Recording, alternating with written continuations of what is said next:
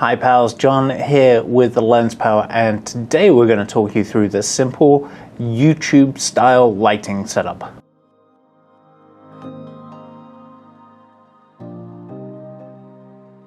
Obviously, when it comes to YouTube, there are no hard and fast rules about how you light your setup, but what we've got going on here has become quite popular over the last few months, couple of years maybe even.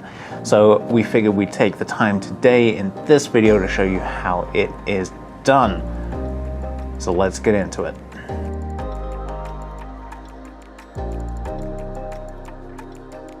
So here we have what most of you are probably facing at home, or at least kind of similar to it. We are using what we call the house lights, which is basically the ceiling lights. We've got tube lights here, and they're a mixture of different color temperatures or white balance colors, and yeah, it looks not great.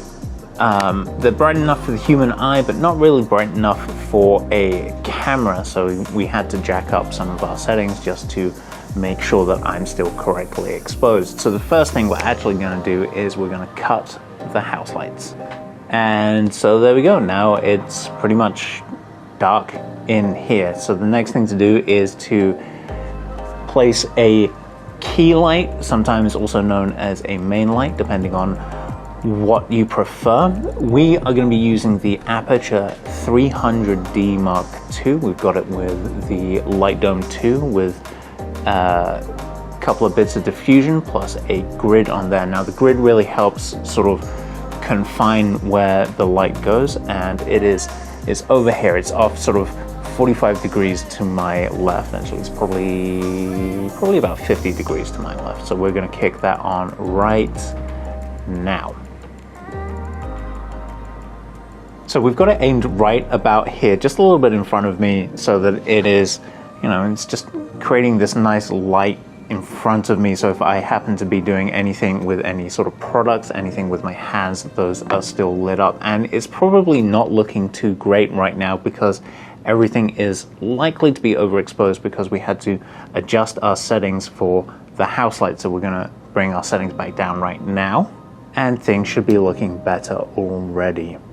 So the next thing we're going to do is we're going to add in some fill light on this side. This side of me is nicely lit, this side of me not so much, and there's a couple of different ways that you can add fill. You could add a kicker light, a fill light, they're kind of similar things, but we're actually going to go with a slightly different route. We are going to bring in a reflector. So we're going to spin that around now, get it into the correct position right now. Kelvin is over there doing that for me. Now the angle of your deflector is important because you want to make sure the light bounces from your key light off of the reflector onto your subject. It's no good if you have it not angled correctly.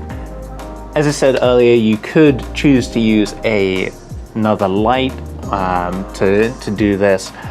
Even something like a mirror, or depending on the room, the space that you're in, you could bounce your key light off of a wall and have it hit your subject and do it that way. But we have access to this reflector panel, which is on our website. It's a nice little gem that most of you don't really know about, and just utilize it to get some color back into this side, or some light back into the side of me. One thing to note about using a reflector panel like this is that you probably have different options as to what you actually reflect. We're currently using the silver. We tried the white, wasn't quite reflecting enough for us. There is a gold, which would give me warmer tones on this side than on this side. So just have a play around, see what you like. The next light we're going to add into this is sort of a rim light and an accent light all rolled into one. It's going to be off this way of me, almost sort of like 180 degrees from where my my key light is, and we're actually going to kick it in now. Now we are using a Quasar Science 4-foot Q50R or QR50. I think it's Q50R.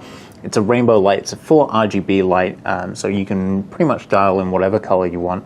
We're going with sort of Lens Power Orange so that we stay on brand. What this light is going to do is twofold. It's going to add in a little bit of color just to liven up the image that we're getting, And it's also going to sort of define this edge of me. It's going to give me a little bit more separation from the background. Again, as with all of this, you can pretty much use any light. You could use a more traditional sort of COB type light, like a 300D dialed down or a 120D, something along those lines. The last light we're going to introduce here is another accent light in the back. Now, again, this is kind of optional, but as we said at the top of this, it's become a popular setup over the last little while, and it's basically, it's going to add a little bit of fun, a little bit of, I don't want to say movement, but what we're going to do is we're going to use the other quasar Q50R from the 2-light set, and we're going to have it on the color chase or the rainbow setting, and it's just going to be right behind the monitor back there just to spice things up a little bit. And it's just basically going to cycle through the different colors, bounce off the back wall there, just makes it a little bit more interesting. And there you have it. So to recap, in this video we've got the Aputure 300D, we've got the RPS Studio Reflector panel, we've got 2 Quasar Q50R lights, all working their magic to make me look nice and crispy. If you have enjoyed this video, if you found it helpful or informative, or if you just like my accent, consider giving us a thumbs up, like, subscribe, share, tell a friend about us, and all those other things that Daniel Shiver mentions every single time he posts out a video. And until next time, we'll see you soon. In this video, just to recap, we've got the Aputure 300D, we've got the Studio Reflector panel, and we have a couple of Quasar Q50Rs. If you have enjoyed this video, consider giving us a thumbs up, subscribe, share, like, tell a friend about us, smash a bell, and whatever it is all the other cool YouTubers are saying this week. And until next time, I'll see you soon.